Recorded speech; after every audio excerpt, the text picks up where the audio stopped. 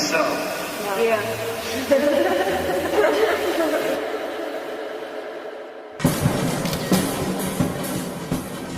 Estamos trazendo para o CCBB do Rio de Janeiro uma grande retrospectiva do artista norte-americano Jean-Michel Basquiat. Com 85 obras, é a maior exposição já feita na América Latina.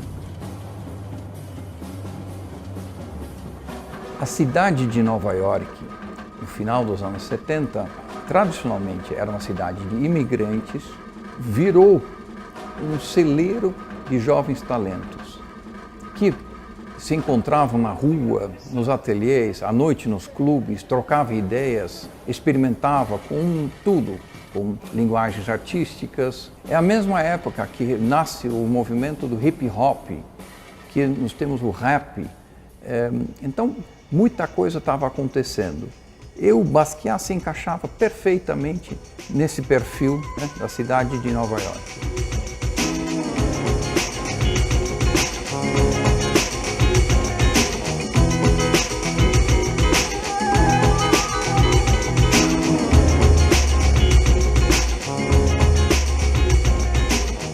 Basquiat, desde jovem, gostava de desenhar. Ele desenhava, copiava imagens de desenho animado, de história em quadrinho, de um livro de anatomia humana que ele tinha ganho quando ele ficou hospitalizado aos 7 anos. Tudo isto formou a cabeça dele. Ele tinha um grande interesse em artes. A mãe dele já levava ele para os museus para visitar, para ver obras de arte. Então, ele meio que estava destinado a virar um artista. Só que ele não sabia exatamente o que ele queria fazer. Então ele começa a pintar, junto com um amigo dele, pintar ou grafitar frases nas paredes da cidade de Nova York. E essas frases eram, às vezes, poéticas, às vezes com conteúdo político, crítico, mas o Basquiat tinha um plano, então ele só escrevia aquelas frases nos lugares onde as pessoas do mundo das artes frequentavam, em frente de uma galeria, de um prédio onde moravam artistas, ou em frente de um clube. Quando ele começou a fazer outras obras e começou a entrar no circuito das galerias comerciais, ele se distanciou desse passado de grafiteiro. Aos 19 anos, o Basquiat já era um artista conhecido no meio artístico. Ele tinha participado de 2 exposições de jovens bem importantes e lá ele foi descoberto por alguns galeristas que ofereceram trabalhar com ele.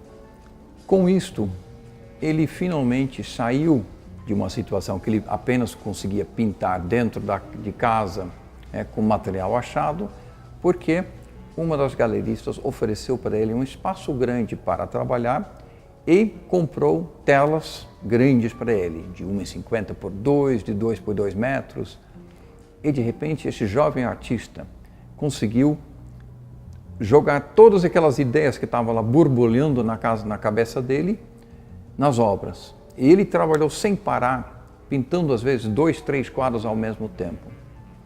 E esse fenômeno foi detectado pela imprensa, pelos críticos de arte, e a carreira dele começou a deslanchar.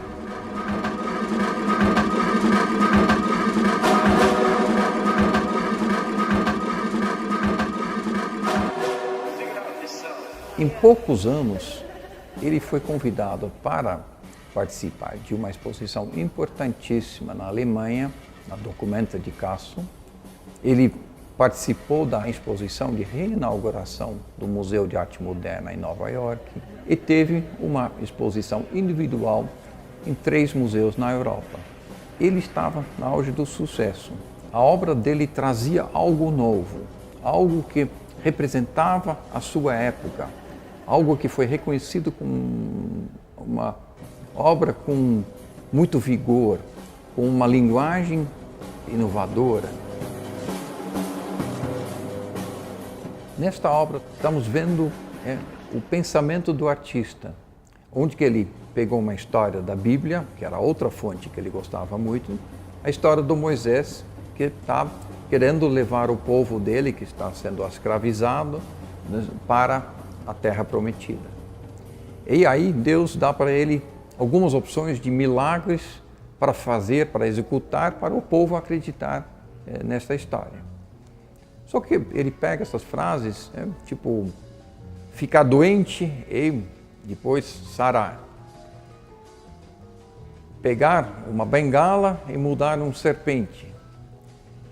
Só que ele escreve de uma forma que parece que uma coisa é um truque, não é um momento sagrado da Bíblia. Tem de novo um elemento da anatomia humana, né? Tem uma perna que ele desenhou inspirado no livro da anatomia. Ele tem as palavras que ele escreve e risca. Ele vai trabalhar intuitivamente. E isso pode comparar com um DJ da época, que pegava elementos de várias músicas, girava e fazia disto uma música nova, da autoria do DJ.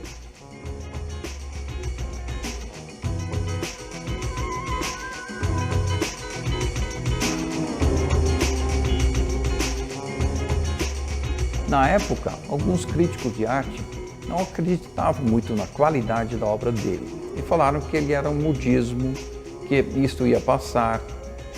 E o inverso aconteceu. Em vez de diminuir a importância da obra do Jean-Michel Basquiat, a gente vê um movimento entre os museus, entre os historiadores de arte, de reavaliar a obra dele e reafirmar que ele foi um dos grandes influências,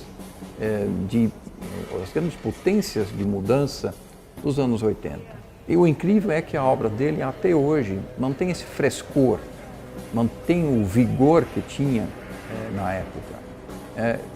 E o que a gente nota é que as obras dele conversam ainda muito com o público jovem de hoje.